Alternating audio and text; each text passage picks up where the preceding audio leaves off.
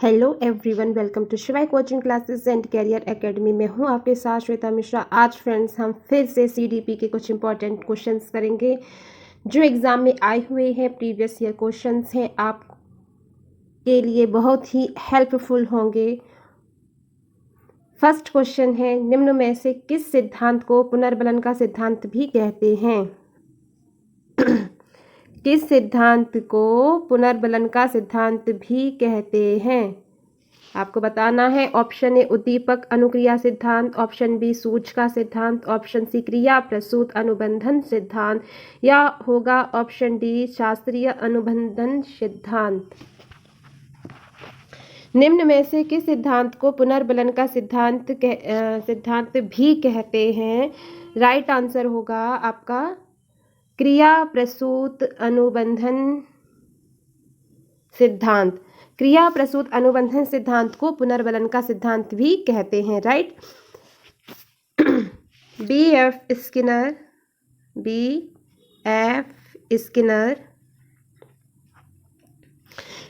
Skinner ने अधिगम के क्षेत्र में अनेक प्रयोग करते हुए यह निष्कर्ष निकाला कि अभिप्रेरणा से उत्पन्न क्रियाशीलन ही सीखने के लिए उत्तरदायी है। क्या निष्कर्ष निकाला? कि अभिप्रेरणा से उत्पन्न क्रियाशीलन ही सीखने के लिए उत्तरदायी है। राइट। उन्होंने दो प्रकार की क्रियाओं पर प्रकाश डाला। कितने प्रकार की क्रियाओं पर प्रकाश डाला? दो प्रकार की क्रियाओं पर प्रकाश डाला। एक है क्रिया प्रसूत। फर्स्ट कौन सी है? क्रिया प्रसूत। और सेकंड है आपकी उद्दीपन प्रसूत। कौन सी है? उद्दीपन प्रसूत। फर्स्ट है क्रिया प्रसूत और सेकंड है उद्दीपन प्रसूत। दो प्रकार की जो बीएफ स्किनर ने क्रियाओं पर प्रकाश डाला है उसमें फर्स्ट है क्रिया प्रसूत और सेकंड है उद्दीपन प्रसूत। राइट। जो क्रियाएं उद्दीपन के द्वारा होती हैं वे उद्दीपन आधारित होती हैं। राइट। क्रिया प्रसूत का संबंध किसी ज्ञात उद्दीपन से न होकर उत्तेजना से होता है। क्रिया प्रसूत का जो सिद्धांत होता है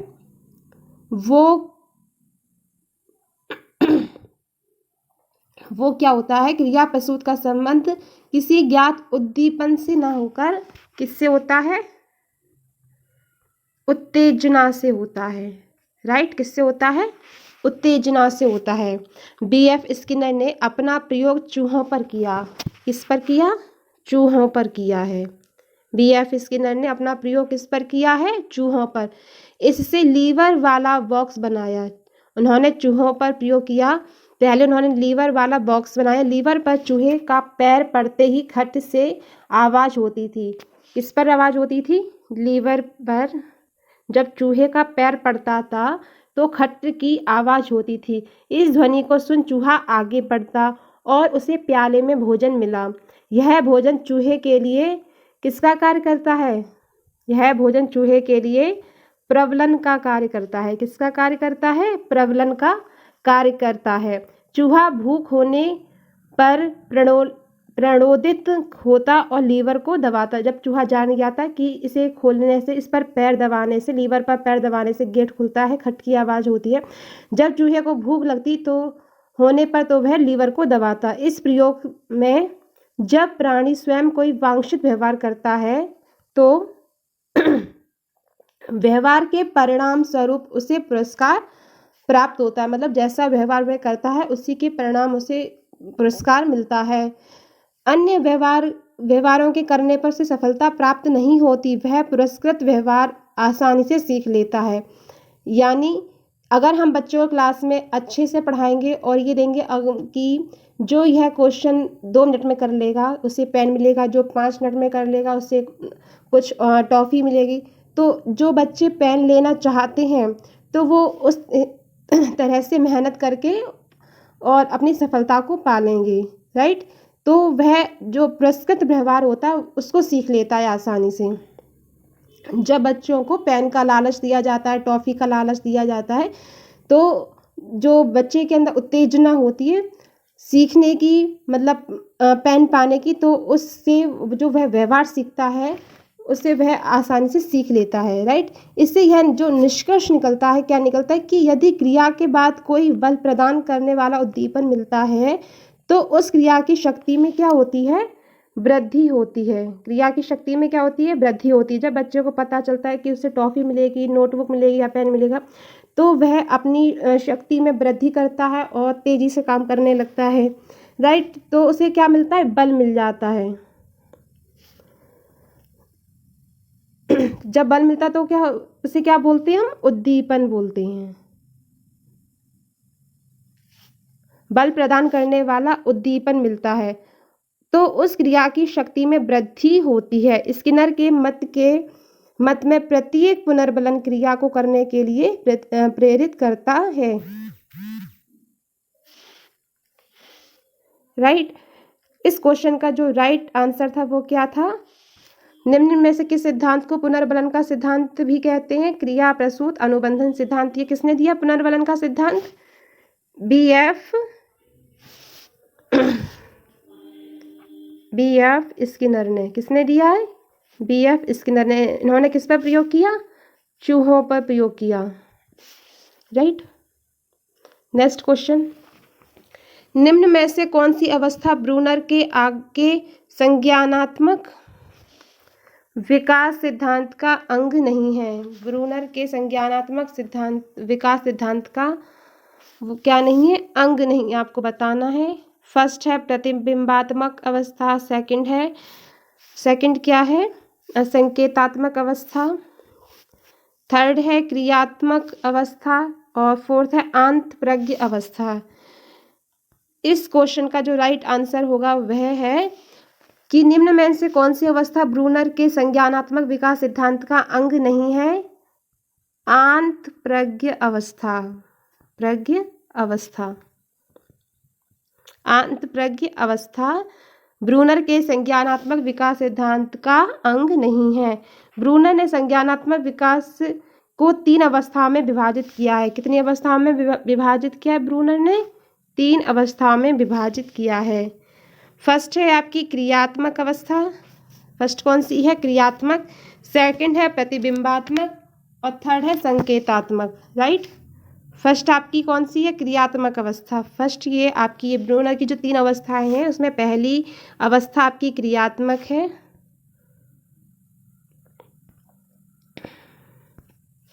दूसरी आपकी प्रतिबिंबात्मक अवस्था है, दूसरी आपकी क्या है, प्रतिबिंबात्मक, तीसरी ये है, और फर्स्ट कौन सी है, क्रियात्मक अवस्था। ब्रूनर की जो 3 अवस्थाएं कौन कौन सी हैं, क्रियात्मक अवस्था, प्रतिबिंबात्मक अवस्था और संकेतात्मक अवस्था। अब हम फ्रेंड्स थोड़ा सा जानते हैं कि क्रियात्मक अवस्थाएं क्या होती हैं। क्रियात्मक अवस्था में बालक भौतिक वस्तुओं से क्रिया करता है। किससे क्रिया करता है, भौतिक वस्तुओं से। क्रियात्मक अवस्था में बालक भौतिक वस्तुओं से क्रियाएं करता है और उसके प्रभावों से सीखता है। इस अवस्था में बालक क्रिया करके सीखने या संज्ञान लेने का प्रयास करता है, जैसे हाथ पैर चलाना, साइकिल चलाना। तो ये क्या है, भौतिक वस्तुओं से बालक क्या करता है, क्रिया करता है, राइट। नेक्स्ट होती है आपकी प्रतिबिंबात्मक अवस्था। इस अवस्था में बालक जो होता है मानसिक प्रतिबिंबों द्वारा सूचित सूचना व्यक्ति तक पहुंचाने का प्रयास करता है। इसमें बालक प्रत्यक्षीकरण के माध्यम से सीखता है। किसके माध्यम से सीखता है बालक, प्रत्यक्षीकरण के माध्यम से। किसमें, प्रतिबिंबात्मक अवस्था में।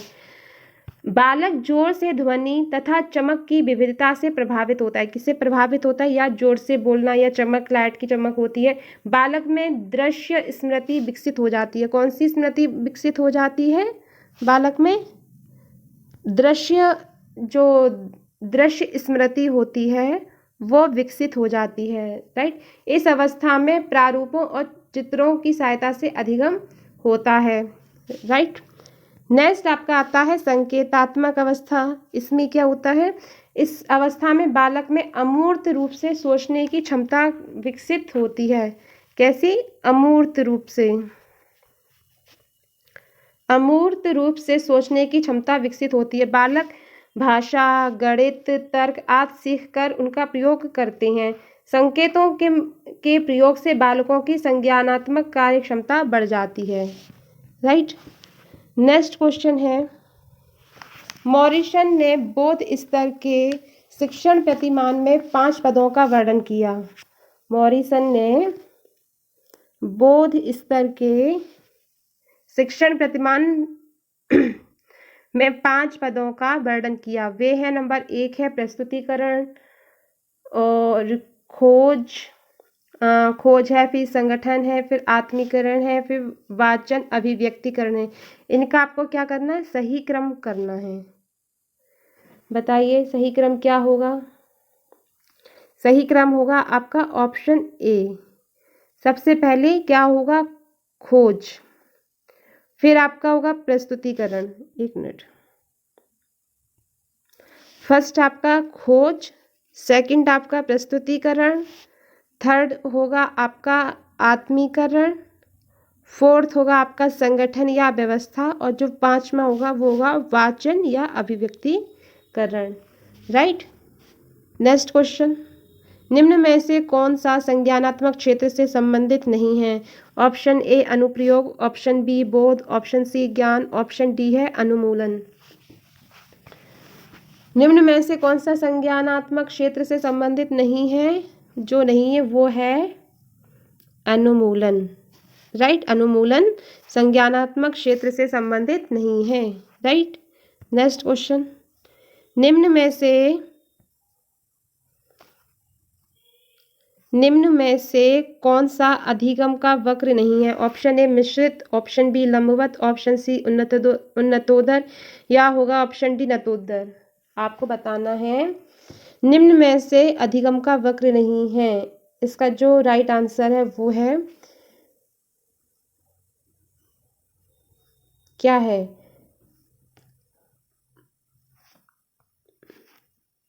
लंबवत। निम्न में से कौन सा अधिगम का वक्र नहीं है? लंबवत अधिगम का वक्र नहीं है। जबकि मिश्रित, नतोदर, जबकि मिश्रित है, नतोदर है, उन्नतोदर, ये सभी अधिगम के वक्र हैं। राइट। नेक्स्ट क्वेश्चन, स्तंभ ए तथा स्तंभ बी को सुमेलित कीजिए। एनिमल इंटेलिजेंस किसकी बुक है? बताइए।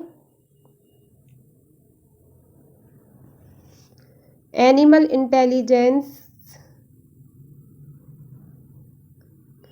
थॉर्नडाइक की बुक है। किसकी है? थॉर्नडाइक की। ए। पुनर्बलन की अनुसूची, पुनर्बलन की अनुसूची अभी हम लोगों ने पढ़ा था। पुनर्बलन BF स्किनर, ये आ जाएगा आपका बी। सारगर्भिता का नियम, सारगर्भिता का नियम, सारगर्भिता का नियम गेस्टाल्ट, सी। और अनुकूलन पियाजे, D. Right. Option C is right. Next question, कभी विकास न समाप्त होने वाली प्रक्रिया, यह कथन किसका है? कभी विकास न होने वाली प्रक्रिया है, यह कथन किस सिद्धांत से संबंधित है? ऑप्शन ए है एकीकरण का सिद्धांत, ऑप्शन बी है अंतः संबंध का सिद्धांत, ऑप्शन सी है निरंतरता का सिद्धांत, या ऑप्शन डी है अंतः क्रिया का सिद्धांत।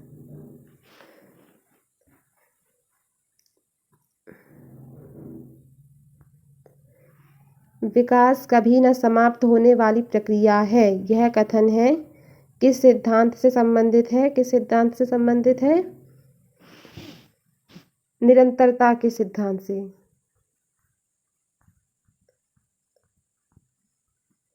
निरंतरता सिद्धांत के सिद्धांत से संबंधित है। राइट। विकास कभी न समाप्त होने वाली प्रक्रिया है, यह कथन विकास के निरंतरता के सिद्धांत से संबंधित है।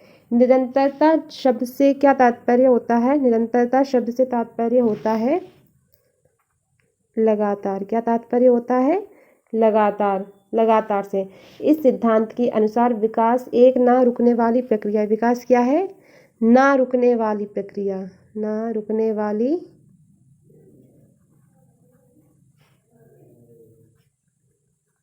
विकास क्या है? निरंतरता का सिद्धांत में क्या है कि जो विकास है ना रुकने वाली प्रक्रिया है।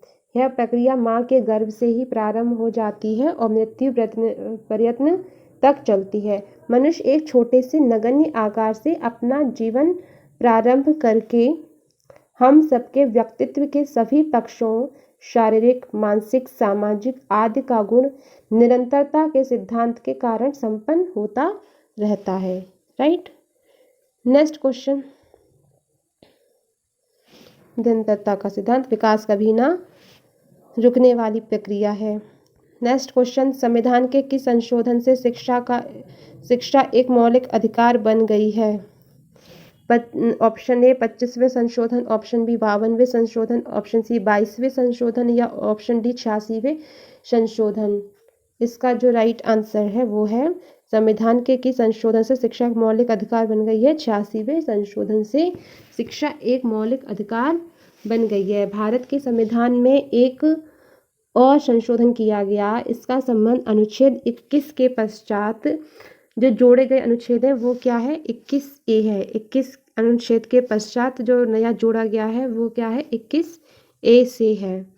नया अनुच्छेद जो 21A है इसमें शिक्षा के अधिकार से संबंधित है। राज्य के 6 से 14 साल तक के सभी बच्चों को निःशुल्क शिक्षा, 6 से जो 14 साल तक के बच्चे हैं इनको निःशुल्क शिक्षा अनिवार्य कर दी गई है।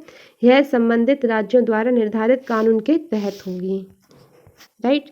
नेक्स्ट क्वेश्चन है, अभिप्रेरणा के मूल प्रवृत्ति सिद्धांत के प्रतिपादक हैं। मूल प्रवृत्ति सिद्धांत के प्रतिपादक कौन हैं? Option A Abraham Maslow, option B है सिम्पसन, ऑप्शन सी है विलियम जेम्स, ऑप्शन डी है मैकडूगल। मूल प्रवृत्तियों पर आधारित अभिप्रेरणा का जो प्रतिपादन किया है वो किसने किया है? मैकडूगल ने। मैकडूगल ने सन 1980 में किया था। इस सिद्धांत मूल प्रवृत्ति सिद्धांत का प्रतिपादन मैकडूगल ने 1980 में किया था।